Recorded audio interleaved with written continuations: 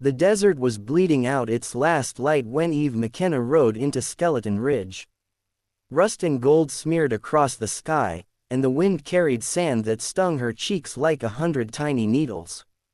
She pulled her mare to a halt among the tall saguaro cacti that looked like soldiers raising their arms in surrender. Somewhere out here, a man lay dying. The message had come that morning. Just a few lines scrolled on dirty paper, pressed into her hand by a Mexican boy who vanished before she could ask questions. Someone was hurt, out past the Alkali Flats, out where no decent folk rode unless they had no choice. She should have ignored it. In Arizona Territory, 1879, questions could kill faster than rattlesnakes. But Eve had never been good at looking away. She found him sprawled in the salt dust, his body twisted like a broken doll. He was tall, copper-skinned, with the sharp cheekbones of his Apache mother and maybe Irish blood from his father. A jagged arrow shaft jutted from his shoulder, black with dried blood and desert filth. His breath came in shallow rasps, lips whispering to ghosts in a language Eve only half recognized. She should have left him. The arrow, the horse track circling the flats, the vultures already waiting above. Everything pointed to trouble, likely one of Marcus Redstone's train robbers, the kind the railroad wanted strung up or shot. Tribal folk would say a widow doctor had no business dragging such a man back to her home. But tribal folk had buried her husband 3 years ago and then turned their backs when she chose to keep healing. Eve swung down, her bag thudding against the hard ground. 2 fingers to his neck. Faint pulse, but it was there. Infection was already inside him. Without her, he was as good as dead. She muttered to herself. Edmund always said I was too stubborn for my own good. Then she hauled his heavy frame over her Mars back. Every inch of the task, reminding her how strong he was, even broken like this. The ride back stretched into night. Shadows deepened over the red rocks, and the sky flamed like spilled blood behind the Bradshaw Mountains. Eve led the horse on foot, steadying the stranger's limp body with one hand. Coyotes sang in the distance. Vultures wheeled above until dark swallowed them whole. Her cabin sat hidden in a narrow canyon, a place the good Christians of Drybal called godless. Eve had claimed it after Edmund's death when they made it clear a woman practicing medicine wasn't welcome. That suited her fine. She dragged the man inside and laid him on the patient's cot. In lamplight, his face looked younger, no more than 30, though lined by hard living. His hands bore calluses of honest work mixed with the hard edges of a gunman. She built up the fire and boiled water. Her father, back in Ohio, had trained her well, though most men had sneered at a girl suturing pidkin instead of hemming cloth. She cut away his shirt and studied the wound. The arrow had missed the lung, but torn deep through muscle. Black streaks radiated from it. Blood poisoning already crawling toward his heart. Eve's hands steadied as she worked. Forceps probing, pulling the barbed head free. His body groaned under her knife, lips mumbling names. Marcus, Tommy, memories of a robbery gone wrong. She ignored the words, focusing on cleaning with carbolic acid, packing with lint, stitching the flesh neat and tight. 2 long hours passed. By the end, sweat streaked her temples, but the arrow was gone, and the wound was dressed. She brewed willow bark and feverf, dripping spoonfuls into his mouth. Most ran down his chin, but some he swallowed. Then she sat back, her body shaking with exhaustion. Outside the canyon wind howled like a living beast rattling the shutters. Coyotes yipped and an owl hooted, mournfully in the distance. By midnight the desert had turned bitter cold. Frost formed on the window ledge and Eve pulled her shawl close. She checked him again. His fever raged, sweat soaking the thin blanket. She pressed cloths to his forehead, changed bandages, listened to his breath rasp like dry paper. At one point his lips moved around broken English. Sorry, hungry, Didn't mean. Her chest tightened. Not the words of a ruthless outlaw, but a man desperate to survive. She leaned close. Don't you die on me. I've had enough of death in this place. Snowflakes drifted down outside, rare for October, coating the red rocks white. Eve sat awake through the long night, feeding the fire, watching his face in the flickering glow. For 3 nights she fought the fever, changing cloths, spooning broth, pressing fingers to his pulse. On the 4th morning, she heard the cot creak. She turned to see dark eyes open, alert despite the shadows beneath them. His voice came rough like sand over wood water. She lifted his head and poured from the pitcher. He drank, wincing, but didn't cry out. Then his gaze roamed the cabin, taking in her medicine shelf, Edmund's rifle on the wall, the neat order of her life carved in this canyon. Finally, his eyes settled on her. Why? He asked. Just one word, but heavy. Eve understood. Why save him? Why risk her safety for a man the whole territory called outlaw? She met his gaze steadily. Because you were still breathing and because this land is too hard for us to abandon each other. A ghost of a smile curved his lips. Even if that other is a thief, she studied him, searching for truth. Are you? After a long pause, he said, my name is Caleb Whitehawk. And yes, ma'am, I rode with Marcus Redstone's bunch, but I doubt there's much left of it now. Before Eve could respond, hoof beats echoed through the canyon, more than one rider moving fast. Caleb's face went pale. They're hunting us. Eve doused the fire and pulled a canvas over her instruments. In moments, her home looked abandoned. She helped Caleb down into the root cellar, ignoring his groans. Stay quiet, she whispered, closing the trap door. The riders passed close, dust filtering through the shutters. She heard Deputy Sam Morrison's voice and others she didn't know. They spoke of rewards, of making examples, of the railroad's determination to clean out every last savage that dared interfere. When they finally rode off, Eve lifted the cellar door. Caleb was gray with pain, fresh blood staining his bandages. You shouldn't have, he rasped. I'll decide what I should and shouldn't do in my own home, Eve said, already preparing new cloths. As she worked, he watched her with eyes dark and questioning. This woman who risked her life for him. This widow who moved with steady hands and carried sadness in her shoulders. And outside the desert kept its silence, patient and merciless, waiting to see what would become of them both. The riders didn't return that day, but Eve knew they would. Word spread quick in the territory, faster than the desert wind. A wounded outlaw was worth money, and the railroad had plenty to spend. Caleb tried to sit up by evening. Stubborn as any patient she'd ever known, he braced a hand on the cot, face tight with pain. You need to stay flat, Eve ordered, moving to his side, his lips twisted in something that wasn't quite a smile. Your stitches are holding. I can feel it, but I can't lie here forever. You'll get caught up in this, and it's my burden, not yours.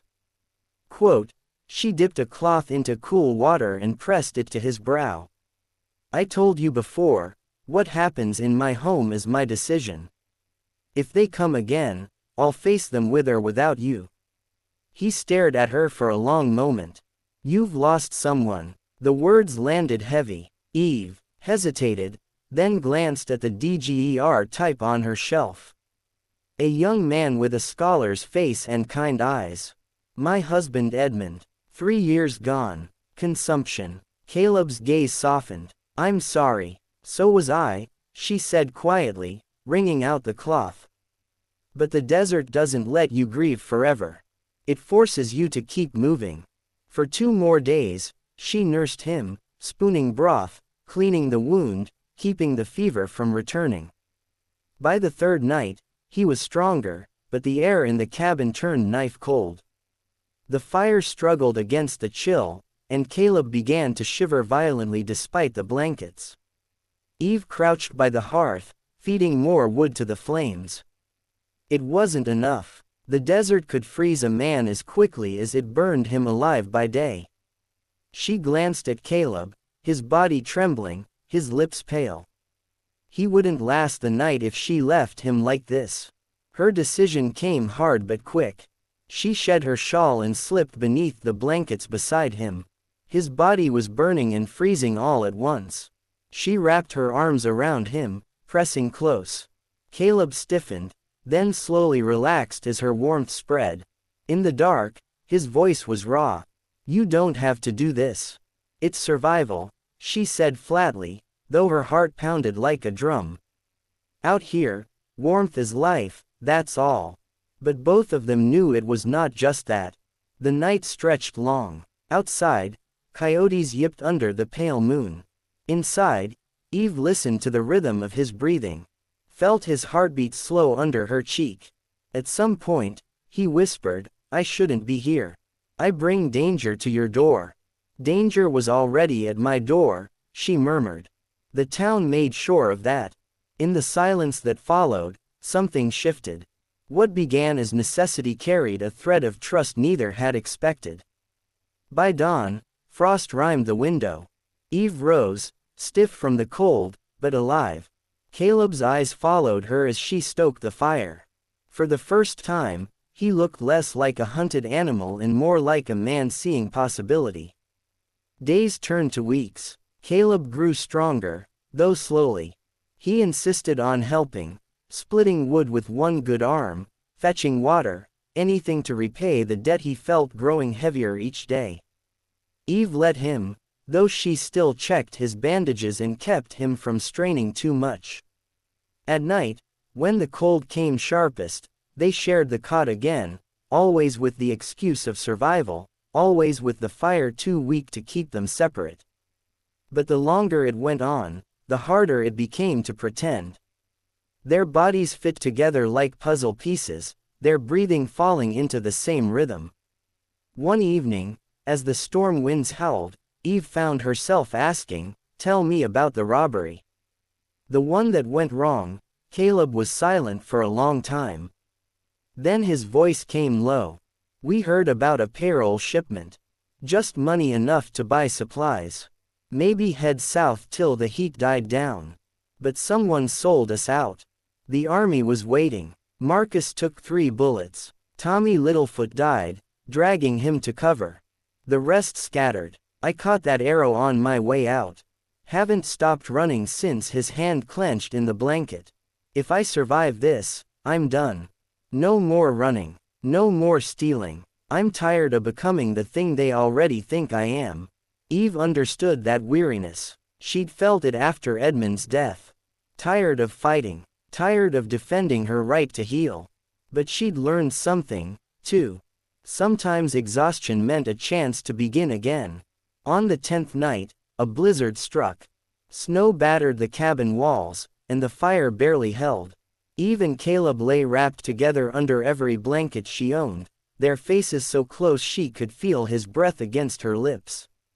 "Story for story," he whispered, "keep our minds awake." So she told him about Ohio summers, about maple syrup and her father teaching her surgery on Pigkin. He told her about his Apache mother, teaching him to read weather in the sky and signs in cactus spines. Their voices tangled with the storm until sleep claimed them both. And when dawn came, Eve realized something had changed. The nights had bound them closer than she dared admit. What started as survival was becoming something she couldn't push away. And outside, the desert waited, merciless, patient, knowing nothing stays hidden forever. By the 20th night, the cold was so deep, it seemed the canyon itself might shatter. Ice crept along the inside of the cabin walls, and the water in Eve's bucket froze before she could carry it to the fire. She woke to Caleb shivering beside her, his scarred shoulder stiff and aching. Without thinking, she drew closer, wrapping her arms and legs around him until his trembling eased. Neither of them spoke of it in the morning, but the truth was plain. This was no longer just survival. Caleb healed quickly with her care, his strength returning like the slow thaw of spring. By day, he learned her medical ways. How to clean instruments, how to grind herbs into powders. By night, he shared the lore of his mother's people. How to find food where others saw only sand and stone, how to read the stars when the trail vanished. They became students of each other, bound by knowledge and need. But Eve knew the danger outside their walls hadn't passed. She saw it in the fresh horse tracks near the canyon, in the way her patients in town avoided her eyes. Whispers were spreading. The widow doctor was harboring an outlaw. And Lyle Davenport, with his railroad money and his hunger for power, would not forgive her for defying him. On the 30th night, Eve cut her hand badly while shoring up a cracked roof beam. Caleb cleaned the wound with practiced care, his big hands surprisingly gentle. His touch lingered longer than it should have, and when their eyes met, the cabin seemed too small to contain the heat between them. "You're supposed to be resting," she whispered. "And you're supposed to be careful," he countered. But we both seemed too stubborn for our own good. That night, for the first time, she stopped pretending their closeness was only necessity. When he drew her against him, she did not resist, and in the hush of the storm outside, she felt the weight of her grief begin to lift, replaced by something fierce and new. By the 40th night, the desert stilled. The killing winds quieted, and the frost began to loosen its grip. Eve lay in Caleb's arms, listening to the steady beat of his heart. He tilted her chin up, his eyes dark and clear. 40 nights, he murmured. Biblical almost, except instead of waiting for a flood to end. "I've been waiting for a life to begin." She kissed him then, soft at first. Then, with all the weeks of unspoken longing between them, when their lips parted, she knew there was no turning back. The next morning dawned bright and sharp. Caleb stood in the doorway, healed enough to move with the strength of a man ready for the world again. The scar on his shoulder was pink and fresh, a reminder of how close he had come to death. He looked out at the desert, then back at Eve. "I could run south," he said quietly. "Disappear. That was the plan. But after 40 nights in this cabin after you," his voice broke, then steadied. "I don't want to keep running. I want to stay. If you'll have me." Eve crossed the room, her hands finding his. She felt the calluses of hard work, the proof of battles fought, the promise of more to come. "Staying is dangerous," she said softly. "Davenport won't forget. Neither will the railroad." Caleb leaned down, pressing his forehead to hers. "Neither will I. 40 nights you gave me life. 40 nights you gave me warmth. I'd rather face danger with you than safety anywhere else." In that canyon, under a sky vast and unyielding, Eve McKenna finally allowed herself to hope again. Together, they stepped out into the sunlight, not as healer and outlaw, but as two souls who had found something worth more than survival. And for the first time since Edmund's death, Eve felt truly